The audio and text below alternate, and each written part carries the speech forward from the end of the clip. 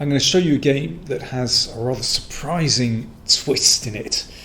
It's Awonder Liang against Vasily Ivanchuk from round 8 of the Sunway Sitges Chess Festival. So Awonder Liang, the wonderfully named Awonder Liang, 16 years old, from the United States, a very bright prospect. And he's playing Vasily Ivanchuk. Ivanchuk drew in the previous round against Korobov. And Awonder Liang started slowly in the tournament, but he's rising up. So, this was a very important game for both players. They could perhaps get closer to the leader if they won the game. Now, c4 is the normal move here, and we go into a standard fianchetto variation against the King's Indian defence. But rook e1 from Liang. So the aim is to push to e4, and then you get a kind of Pirt's defence, and that's exactly what happened. But it's a rather different Pirt's defence because the knight stands on f3 and not e2, and that creates some differences. And one thing is that the f-pawn is blocked for the moment. With the knight on e2, sometimes it's possible to advance with f4. b6, with the idea of putting the bishop on the diagonal, putting pressure on e4, good move. So normal move now would be h3, bishop b7, and then a principal decision from white to play d5 to shut out this bishop. And one difference with this knight is that sometimes it can spin round in this direction to c4. In this case, you could argue it's better placed than on e2. But here, black, of course, at some moment, not yet, will try to break with c6. So, that's quite a balanced position. But Awonder Liang thought for some time here and played, an unusual move, knight d5. So Ivanchuk exchanged and simply played rook e8, and black looks absolutely fine to my eyes. That exchange didn't really help white. c3, so that blocks off the bishop on the diagonal, and a5. Ivanchuk perhaps wants to play bishop a6 without allowing queen a4 hitting the bishop, and that's useful to play a5 anyway to gain a bit of space. And here, if white wanted to head for a draw, then it's possible just to exchange pieces and, for example, play the bishop into h6. It's a bit dull with just one open file. But after this rather insipid move, knight d5, it's interesting how Liang followed up. He played h4. So it's not quite in keeping with this knight d5 move. h4 is really interesting. We're going to see it goes all the way to h6. Very alpha zero-ish. It's possible for black to stop that with h6, and then, perhaps we take, and bishop e3.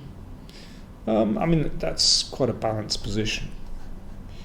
But Ivanchuk decided to ignore the pawn, and there's nothing wrong with that. Pawn advanced, he took, and h6 attacks the bishop, which, of course, has to move after that exchange, and white recaptured.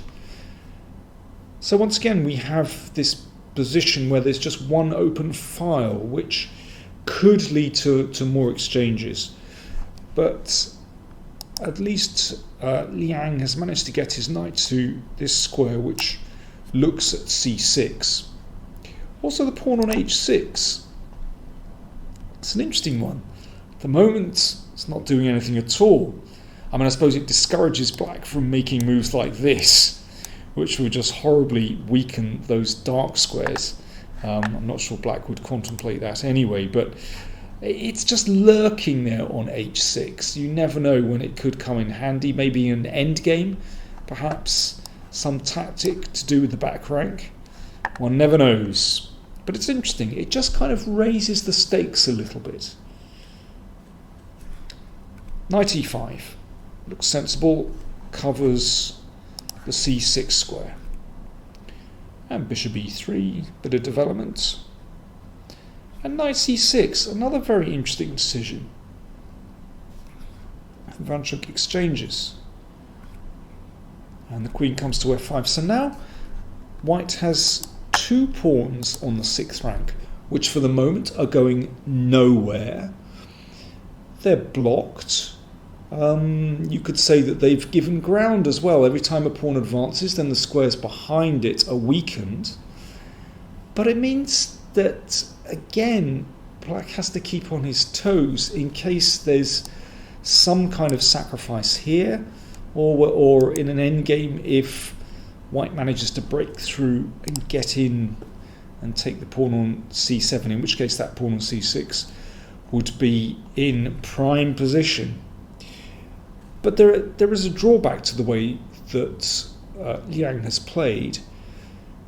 He's, well, you could say, wasted a lot of time advancing those pawns, and black's development is better than white's. You can see that very clearly. This rook has come to the e-file, and all black's pieces are pretty well placed.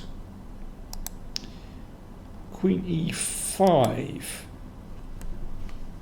Not exactly sure what Ivanchuk had in mind with that. I guess it might be to do with the fact that he's looking to perhaps activate the bishop round here at some moment.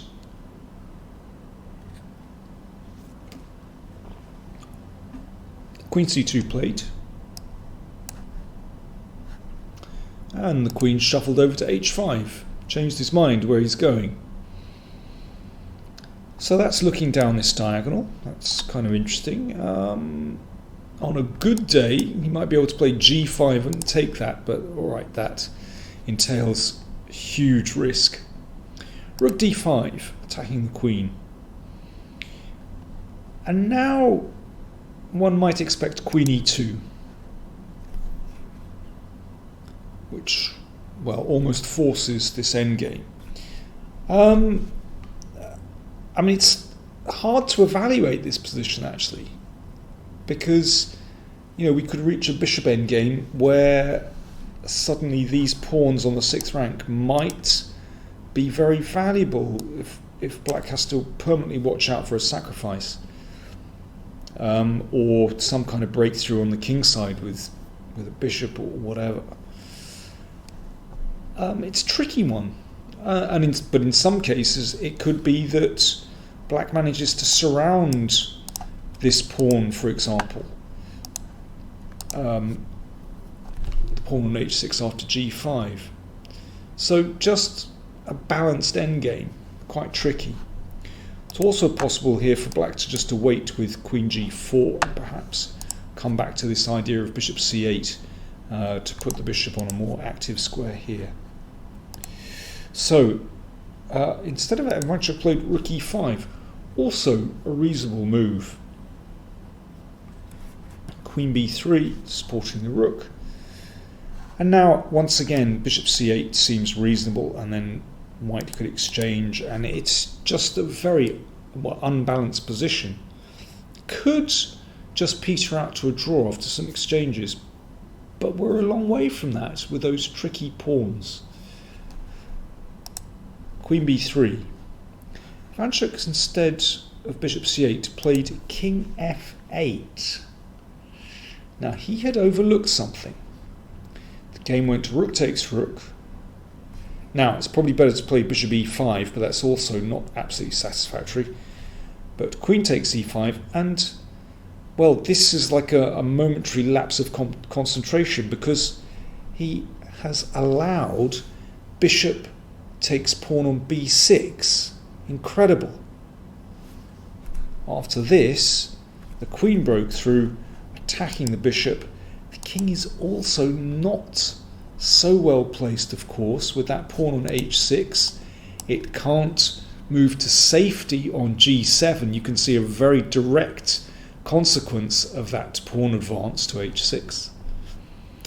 And black is in massive trouble because that passed pawn is huge.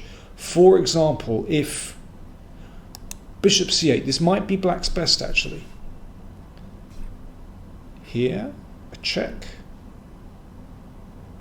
Bishop interposes and the queen comes back.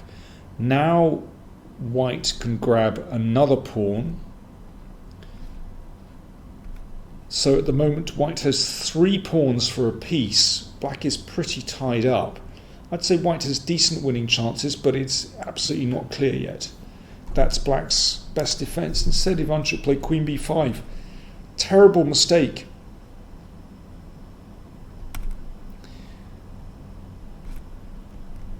And now c7 is completely winning. a4 is also good, but c7 is a winning move.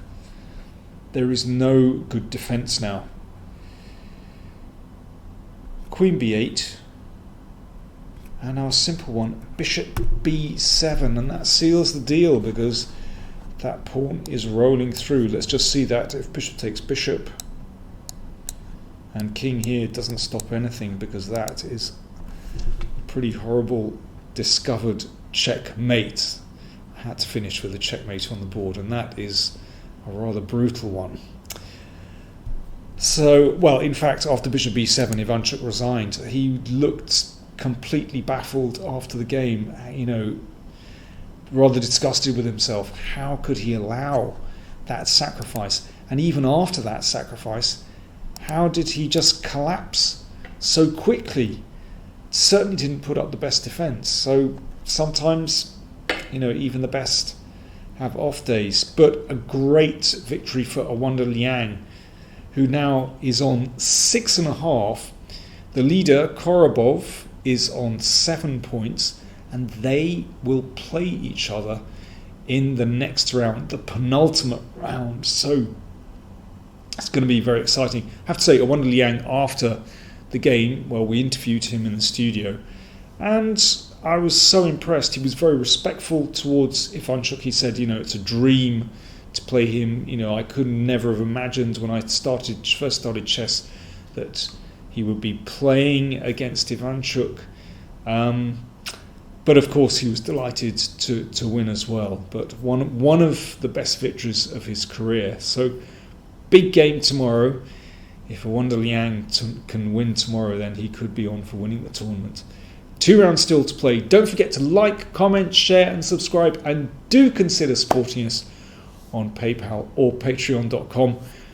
Links in the description. Thanks for watching.